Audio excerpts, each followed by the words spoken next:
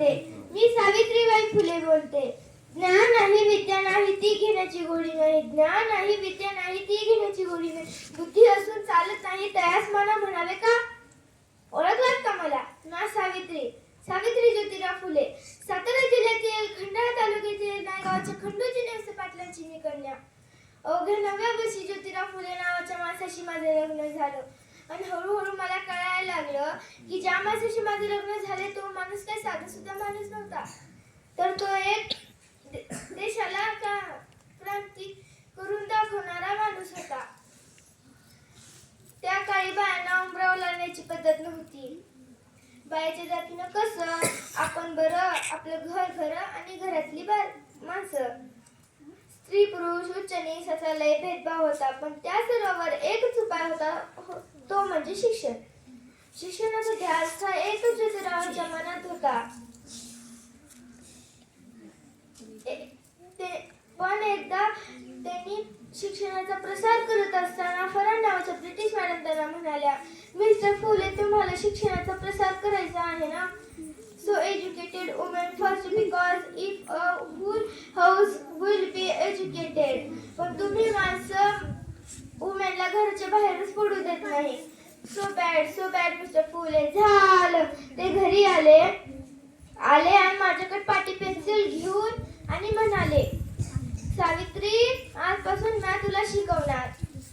झाला. सुरू झाला माझा अभ्यास.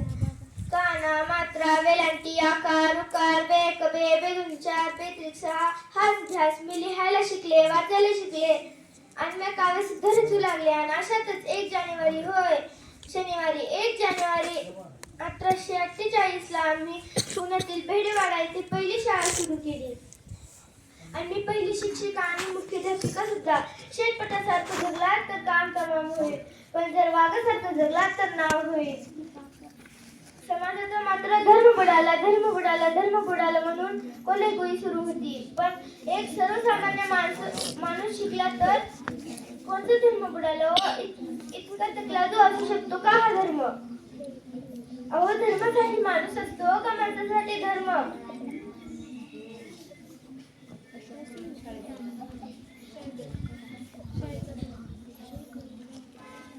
शाळेत जाताना चिखल फेकलं मी सहन केलं. शाळेत जाताना शेण फेकलं तरीही मी सहन केलं. आता माझ्या सहनशीलतेचा अंत झालेला होता. म्हणूनच अचानकच एक माणूस माझ्या समोर येऊन म्हणतो, ए टवळे, कुठे निघालीस?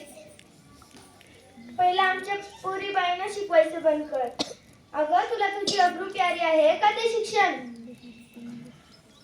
कदाचित त्याला माहित नसावं की आम्ही सुद्धा ज्योतिराव पैलवानांच्या पत्नी आहोत.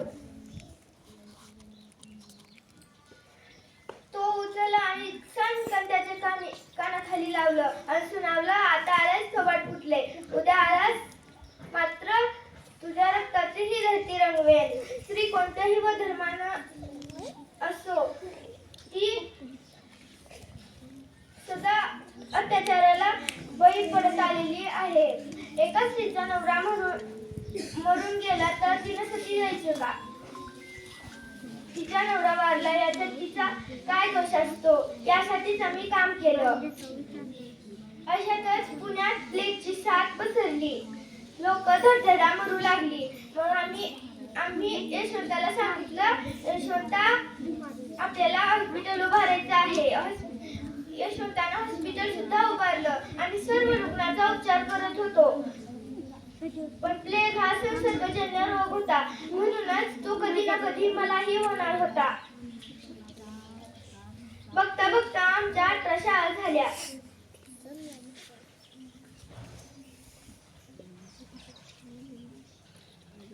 सती प्रथा, केशवपण, आनंद होता तो आयाबायाने शिकण्याचा. म्हणूनच म्हणे, विद्या विना मती गेली, मती विना नीती गेली, नीती विना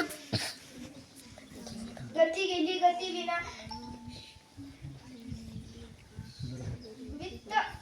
वित्त गेले, वित्त विना शूद्र खचले. इतके अनर्थ एके अविद्येने केले. म्हणूनच मुलीला शिकवा, मुलीला वाचवा आणि आपल्या देशाची शाश्वत वाढवा. कारण की एक मुलगा शिकला तर तो एकटा शहाणा होतो, पण जर मुलगी शिकली तर ती संपूर्ण घराला शिकवते. म्हणून मुलीला वाचवा आणि आपल्या देशाची साक्षरता वाढवा. धन्यवाद.